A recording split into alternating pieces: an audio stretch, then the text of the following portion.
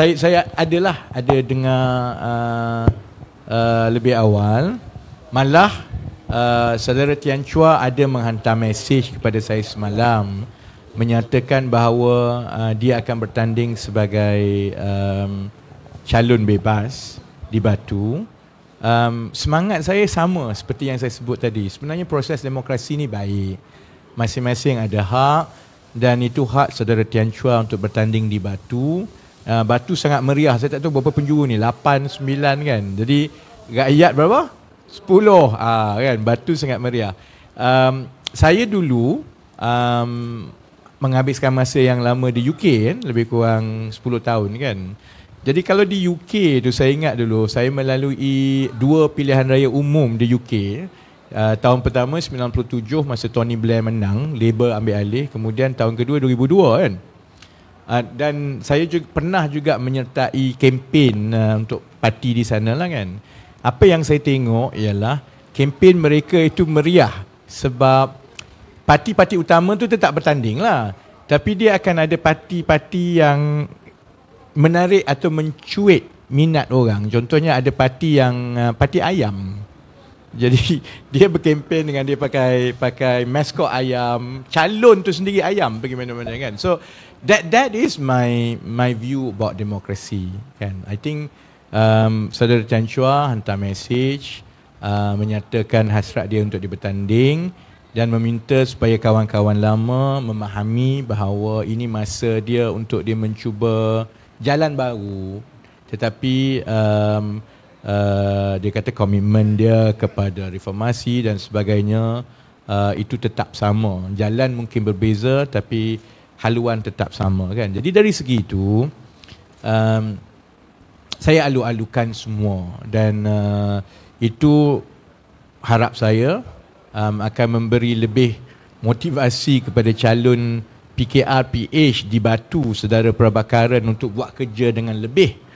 Kerana Tian Chua ada nama di Batu dan juga Prabhakaran sebagai anak muda yang mewakili golongan minoriti.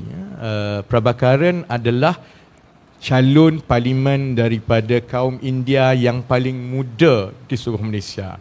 Hanya PKR yang menampilkan anak muda India yang sebegitu muda untuk mempertahankan kursi kan. Jadi saya harap Prabhakaran akan menerima penyertaan Tian Chua itu dengan hati terbuka dan mengambilnya dengan semangat yang baik supaya untuk lebih bekerja kuat kan. Soal proses dalaman parti itu adalah soal pentadbiran yang akan berlaku selepas pilihan raya. Jadi saya tidak mahu memberi apa-apa reaksi sangat. I don't want to jump the gun. There is a process and we leave that process to the party.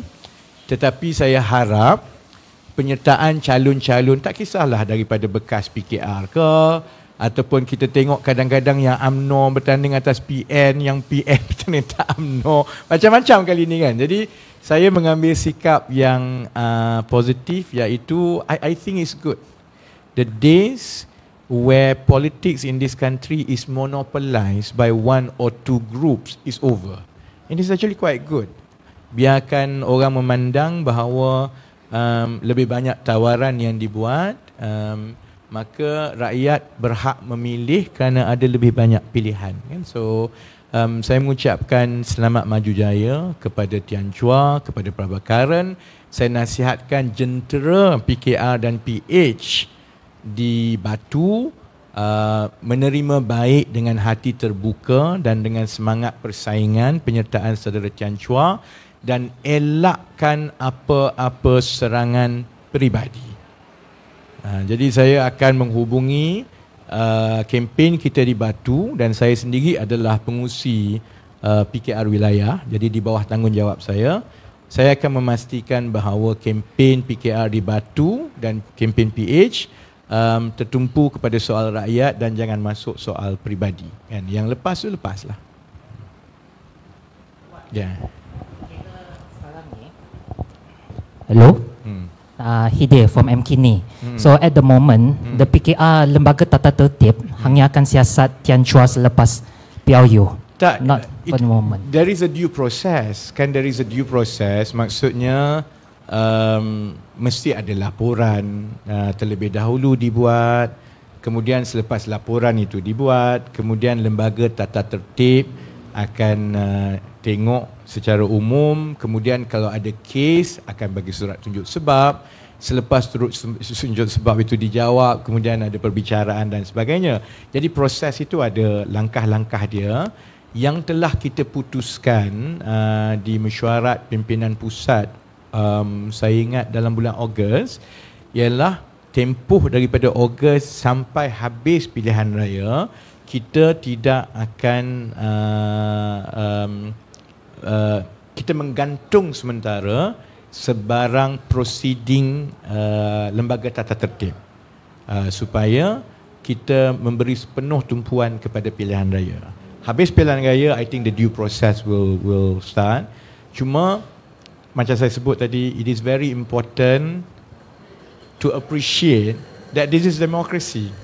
Dan kalau digombak lagi hebat, abang lawan adik, macam-macam kan. Jadi I think what people feel personally, the so-called historical baggage, so to speak, leave it aside, kerana tanggungjawab semua parti politik dan calon-calon yang bertanding ialah untuk kita meyakinkan, terutamanya yang muda ini, bahawa proses demokrasi ini adalah sesuatu yang cantik untuk kepentingan mereka yang boleh mengubah masa depan mereka. Jadi jangan kita buat mereka muak, dia rasa disillusion, kerana we are fighting political fatigue.